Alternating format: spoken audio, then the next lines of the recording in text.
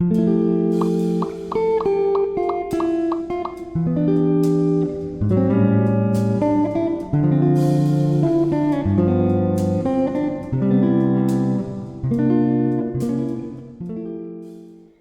everyone, welcome back to our Psych Question series brought to you by Swastivishwa Institute.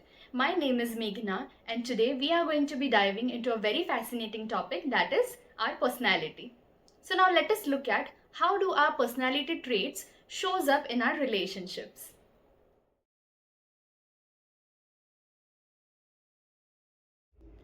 What are personality traits? Think of them as the consistent characteristics that influence how we feel, think, and behave. One of the models that explains personality traits is the Big Five factor model. According to this model, the five traits are: firstly, openness to experience, which tells us how imaginative and open-minded you are. Then comes conscientiousness, which means how organized and dependable you are. Then comes extraversion, which tells us how outgoing and energetic you are. Then comes the agreeableness, which tells us how cooperative and compassionate you are.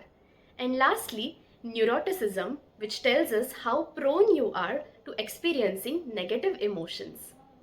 So each of these traits lies on a continuum from less to more. All of us have these traits to some extent. Each trait has its strengths as well as challenges, and how they play in our real life can have a really big impact on our relationships. In this video, we are going to cover how each trait shows up, the positives of each trait and the challenges of each trait, and lastly, how to find balance and develop a diverse perspective. So now let us explore how these traits show up in our relationships. So first is the openness to experience, that is the adventurer versus the homebody. So now let us look at the openness to experience. So now imagine a relationship where one partner is always suggesting new activities. Say for example, trying out a new restaurant or going on spontaneous road trips or even experimenting with the new hobbies.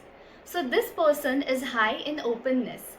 They keep the relationship exciting and help push the relationship into a new and interesting territory.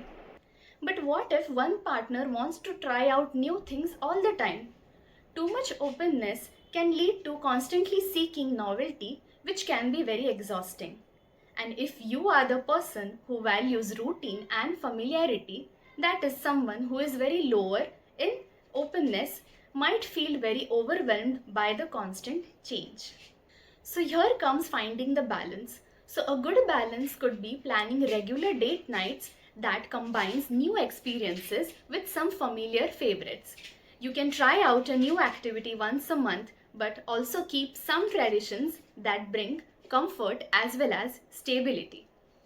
So here is one of the diverse perspective. Having friends who are adventurous and others who prefer to stick to what they want can help you find a middle ground between excitement and comfort. The next is the conscientiousness, that is the planner versus the go with the flow. So now let us talk about conscientiousness. Imagine a group of friends. There's probably one friend who always plans for the trips, who keeps a track of the deadlines and makes sure that everything is in order. So that's probably highly conscientious friend. They like to take up the responsibility and ensure that everything runs just as they have planned. But the person can feel stressed out if things don't go according to his or her plan. Imagine if that person is paired up with a more relaxed partner who is very low on conscientiousness and has a carefree attitude. That person might not want to plan in advance or stick to a plan or even worry about the details, which can be frustrating for both the partners. So the key here is again to find the balance. Maybe the planner can look after the logistics of the vacation and the less conscientious friend can help in manage the unpredictable emergencies. So here the diverse perspective is surround yourself with both the planners as well as the free spirits so that it can help you to learn to be organized as well as flexible, leading a more richer and adaptable life. So now let us look at extraversion, that is the social butterfly versus the quiet contemplator. Let us start with the extraversion. Picture two roommates.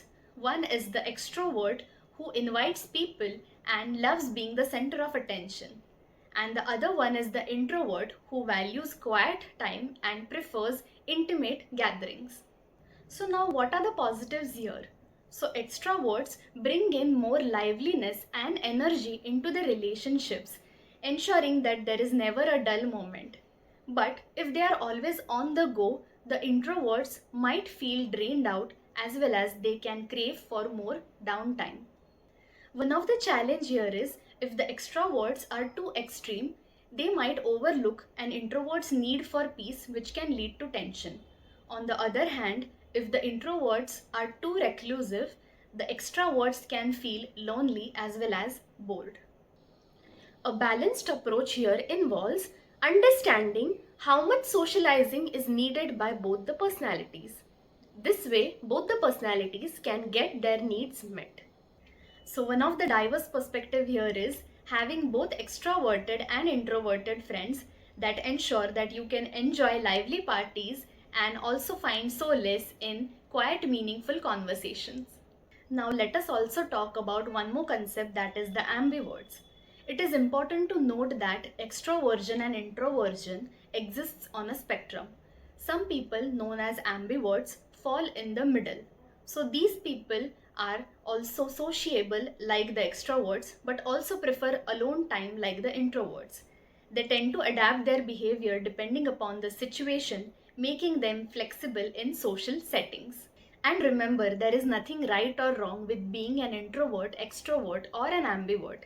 Each of it has its own strength, and understanding where you fall on the spectrum can help you navigate your relationships effectively. Next comes the agreeableness, that is the peacemaker versus the challenger.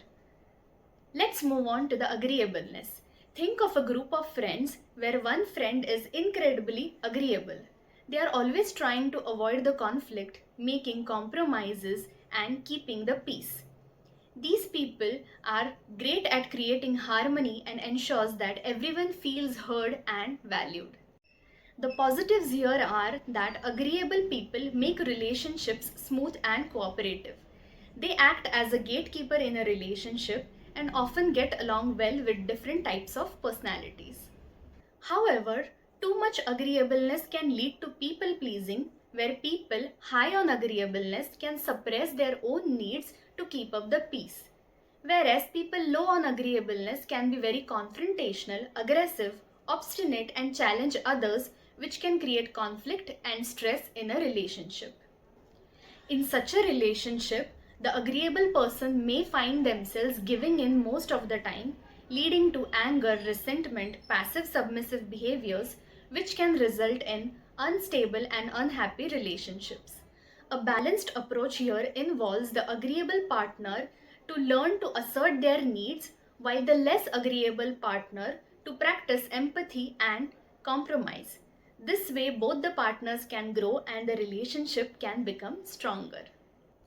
One of the diverse perspective here is having both agreeable and less agreeable people in your life can help you experience both acceptance and kindness, as well as honest and constructive criticism that is essential for your personal growth. So now let us look at neuroticism, that is the worrier versus the calm presence. Imagine a family where one member tends to worry a lot. They are often thinking about what could go wrong and they often need reassurance from others.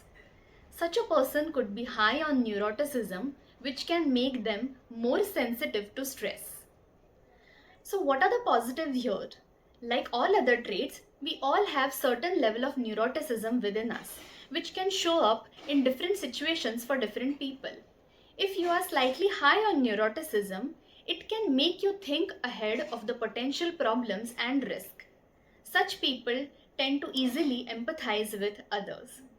However, if this trait is too strong, it can lead to overthinking and anxiety, which can put a strain on a relationship. On the other hand, a person who is low on neuroticism might not even empathize or even dismiss concerns of a person who is high on neuroticism. The key here for people on high in neuroticism is to manage their stress, whereas the calm family members to provide support without being dismissive. This can bring both the emotional expression and stability in the relationship. One of the diverse perspective here is having both the personalities in your life can help you to accept that different people process situations differently. What might provoke anxiety in one could be a non-stressor for the other. Also, understanding the concerns of a person who is high on neuroticism can help others become more realistically cautious and empathetic. Also, interacting with people who are low on neuroticism can help you learn how to manage stress and stay calm in challenging situations. In the end, our personality shape our relationship in profound ways. The key is to find the balance, that is, embracing the strengths of each trait while being mindful of their challenges. And remember, surrounding yourself with people having different traits can enrich your life and help you grow, learn, and experience a wider range of emotions and different perspectives. Thank you for joining us in this episode of Psych Questions. If you find this video helpful, don't forget to like, share, and subscribe. Also, let us know in the comment section how your personality traits show up in your relationships. See you next time. Till then, thank you.